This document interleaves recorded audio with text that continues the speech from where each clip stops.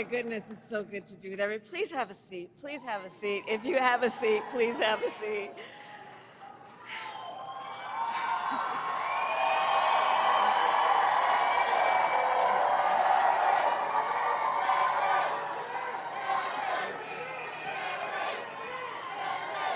It is good to be in the House of Labor.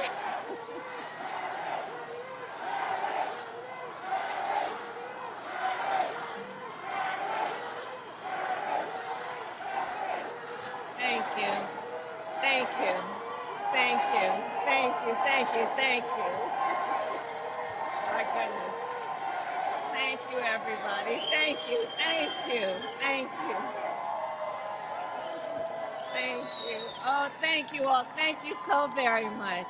Thank you. Can we hear it for Brittany, please?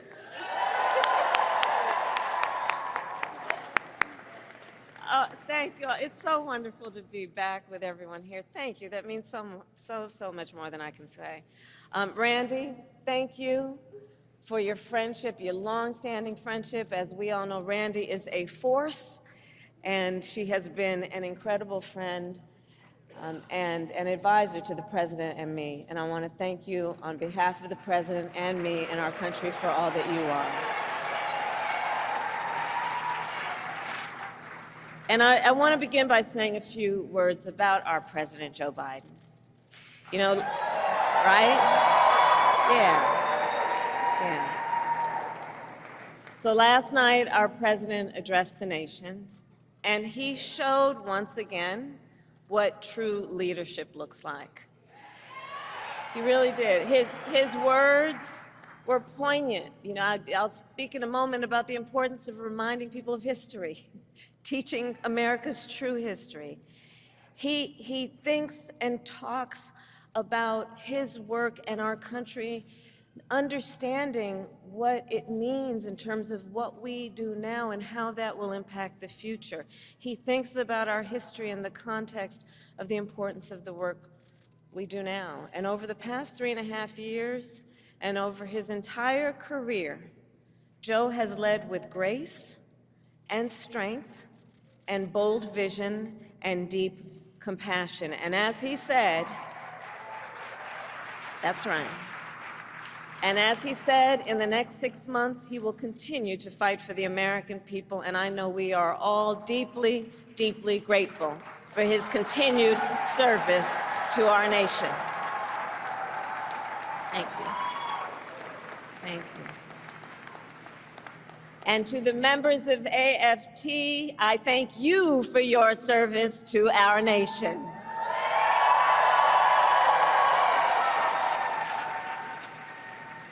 From the public service workers and higher education faculty to the school bus drivers and the custodians, to the school nurses and our teachers, you all do God's work educating our children, the whole ecosystem of who are AFT members. It is you who have taken on the most noble of work, which is to concern yourself with the well-being of the children of America. And I thank you for that. I thank you for that. And I thank you also for your support over the years and for being the first union to endorse me this week.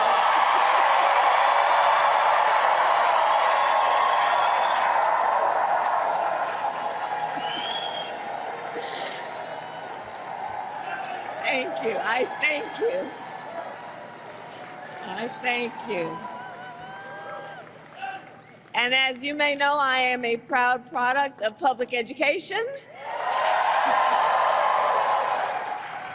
Many of you know that my first grade teacher, Mrs. Frances Wilson, God rest her soul, taught me and educated me and encouraged me and inspired me. And years later, when I walked across the stage to receive my law school diploma, Mrs. Frances Wilson was in the audience. Yeah. Yeah. And that's who you are. I know who you are. I know who you are. This work is personal, and it is professional, and it is so critically important. And so it is because of Mrs. Wilson and so many teachers like her that I stand before you as Vice President of the United States of America. And that I am running to become President of the United States of America.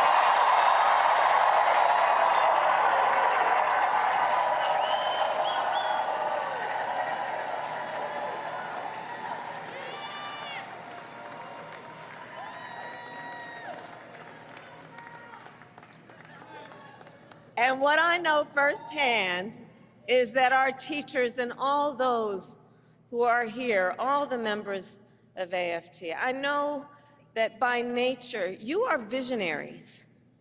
You are focused on the future. The work you do is about a focus on the future. You see the potential in every child. You foster it, you encourage it, and in so doing, you shape the future of our nation, which is why I say we need you so desperately right now. Today, we face a choice between two very different visions for our nation. One focused on the future, and the other focused on the past. And we are fighting for the future.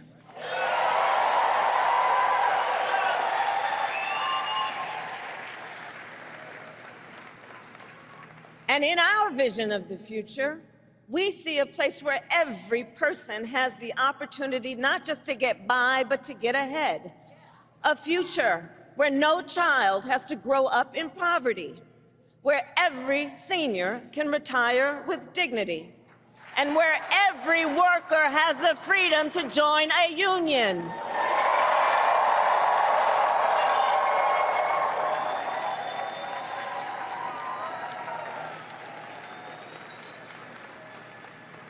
We see a future with affordable health care, affordable child care, and paid leave, not for some, but for all.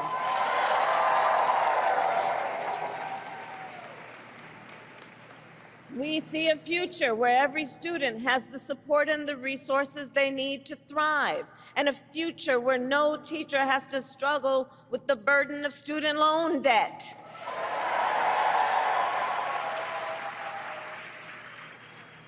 So as an example, our administration has forgiven student loan debt for nearly 5 million Americans, and twice as much for our public servants, including our teachers. Teachers like Tanya Cabeza, who I met recently in Philadelphia. Tanya was first in her family to go to college, and she had been, like many, paying off her student loans for 20 years. And she told me, she was like, look, I at many times wondered, would I have to leave this profession I love to just be able to pay my bills? But I did it, I didn't leave, because I love what I do and I understand the importance. But making decisions then about what she could afford in terms of her daily obligations and dealing with these loans. And after 20 years, she still owed $40,000 in student loans. And we forgave it all.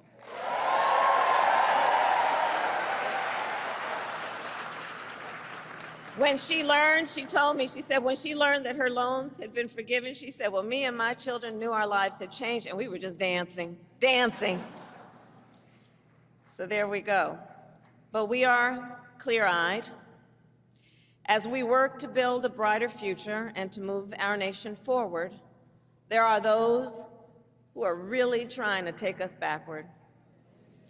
And you, I'm sure, have seen their agenda, Project 2025. Randy, can you believe they put that thing in writing? 900 pages in writing.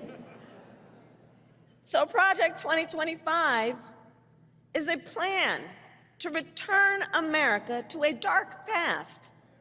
Donald Trump and his extreme allies want to take our nation back to failed trickle-down economic policies,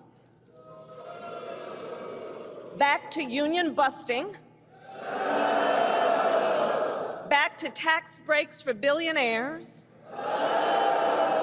Donald Trump and his allies want to cut Medicare and Social Security,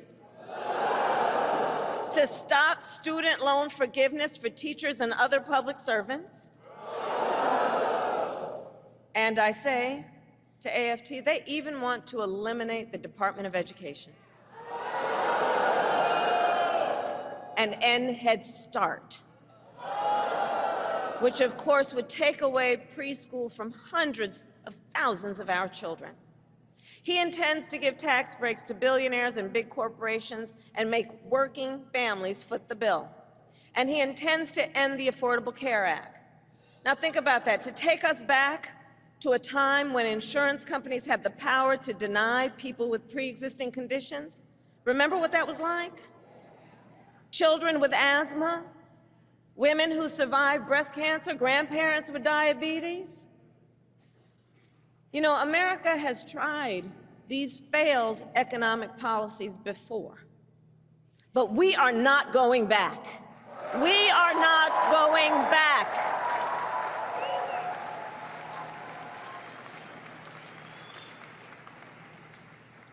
No, we will move forward.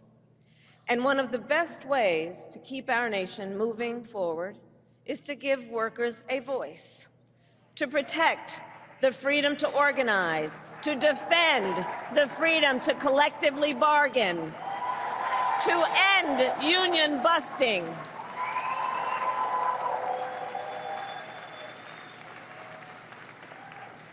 As head of the White House Labor Task Force, I have led our work to eliminate barriers to organizing in both public and private sectors, including for teachers. But there is more that we must do. President Joe Biden and I promised to sign the PRO Act into law, and I promise you I will keep that promise.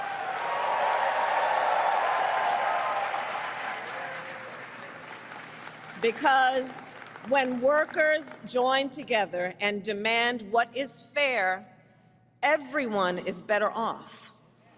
Understand, and I say this everywhere I go, understand, you may not be a union member, but you should thank unions, and I'm looking to the cameras in the back of the room. Not them, but the people who might be watching. You may not be a union member, but thank unions for the 5-day work week, for the 8-hour workday. Thank unions for sick leave and paid family leave and vacation time.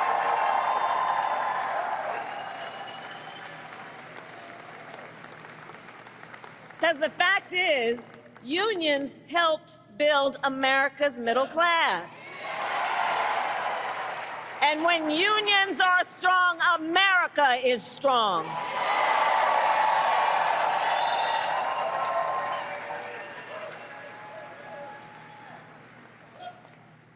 So AFT, ours is a fight for the future, and ours is a fight for freedom. In this moment across our nation, we witness a full-on attack on hard-won, hard-fought freedoms. While you teach students about democracy and representative government, extremists attack the sacred freedom to vote. While you try to create safe and welcoming places where our children can learn, extremists attack our freedom to live safe from gun violence. They have the nerve to tell teachers to strap on a gun in the classroom, while they refuse to pass common sense gun safety laws.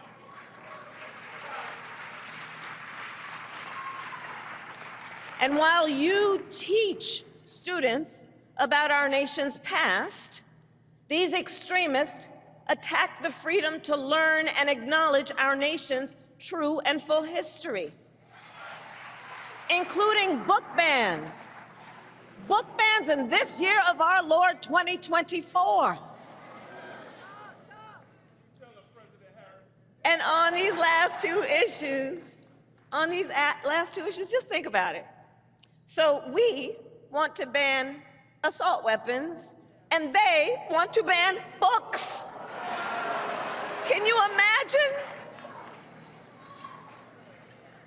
All the while, these extremists also attack the freedom to love who you love openly and with pride.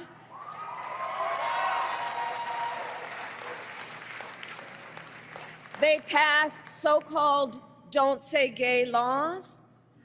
Now I have to tell you, so many of you may know, in 2004, on Valentine's Day weekend, I was one of the first elected officials in the country to perform same-sex marriages.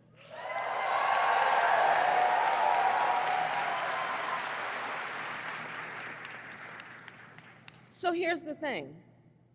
It pains me so to think 20 years later that there are some young teachers in their 20s who are afraid to put up a photograph of themselves and their partner for fear they could lose their job. And what is their job? The most noble of work, teaching other people's children. And God knows we don't pay you enough as it is.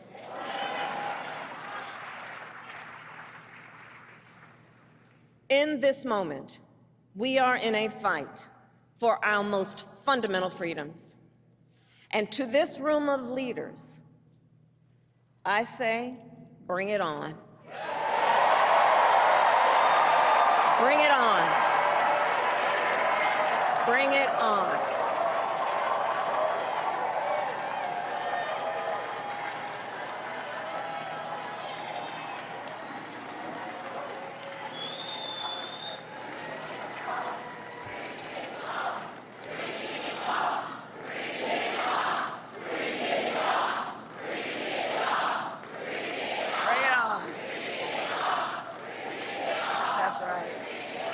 Because here's the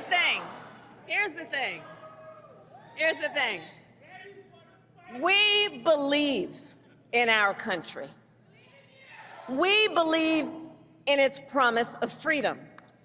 And the American people believe in the promise of freedom. So we are in the fight. We who believe in the freedom to vote will pass the John Lewis Voting Rights Advancement Act and the Freedom to Vote Act. We who believe in the freedom to live safe from gun violence will pass an assault weapons ban. We who believe that every American should be free from bigotry and hate will fight to protect our teachers and our students from discrimination and make sure every student can learn America's history. And we who believe in reproductive freedom will restore the freedom of a woman to make decisions about her own body and not have her government telling her what to do.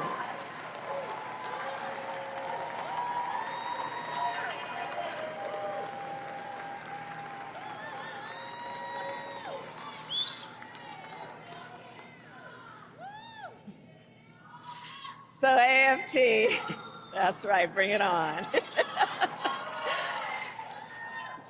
So ultimately, in this moment, I know we all know, we each in our country face a question.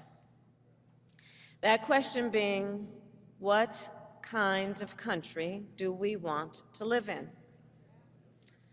A country of freedom, compassion, and rule of law, or a country of chaos, fear, and hate?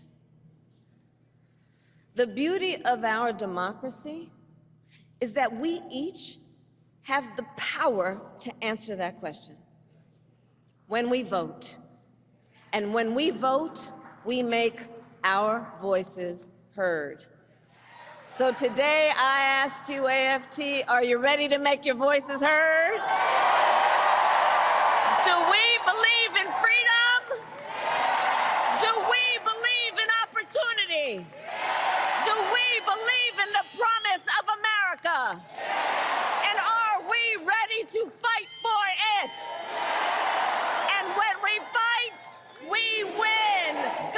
bless you, and God bless the United